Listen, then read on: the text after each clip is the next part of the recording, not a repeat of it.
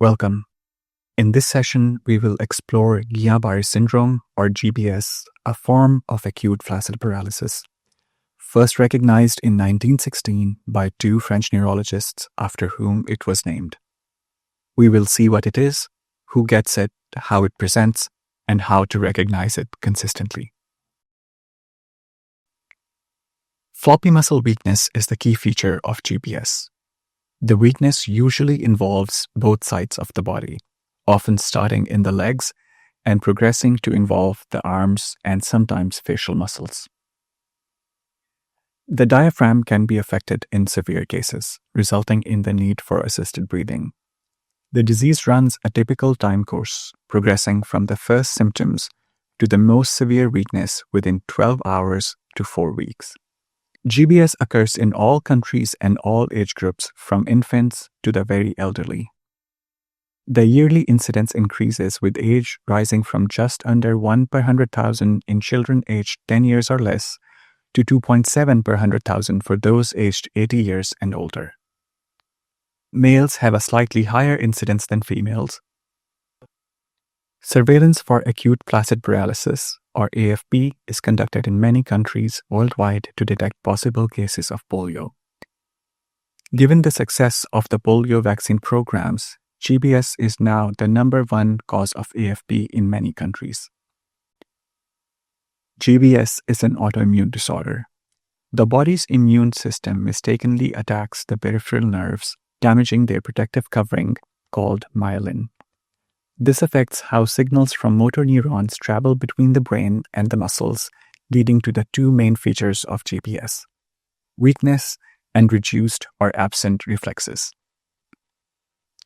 The abnormal immune response is most often initiated by a preceding bacterial or viral infection of the gastrointestinal or respiratory tract.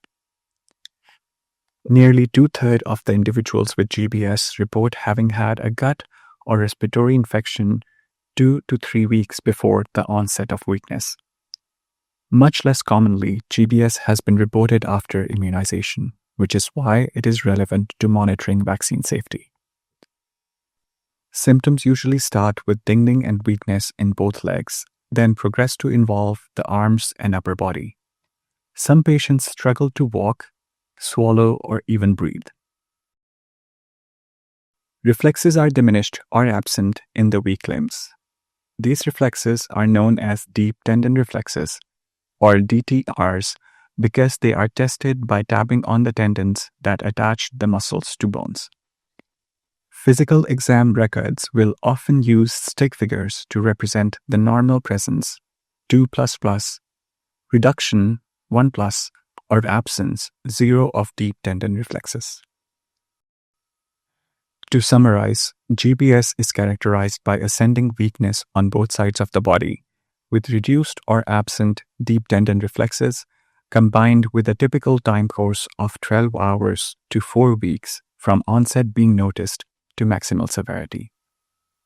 Two types of tests may be done to help confirm the clinical diagnosis of GBS. First, cerebrospinal fluid, or CSF, can be collected by inserting a needle into the lower back, a procedure known as lumbar puncture, or LB for short. In a patient with GBS, there are usually less than 50 white blood cells per microliter, and the protein is elevated to more than 0.45 grams per liter. This pattern, if present, may be described by attending physicians as cytoalbuminologic dissociation, because the cells are low but the protein is high. This increases the certainty of the diagnosis of GBS. Second, electrophysiology tests may be done, which check how well the nerves and muscles are working. These include measuring muscle activity using electromyography, or EMG, and nerve conduction studies, or NCS, which measure how fast nerve signals travel to the muscles.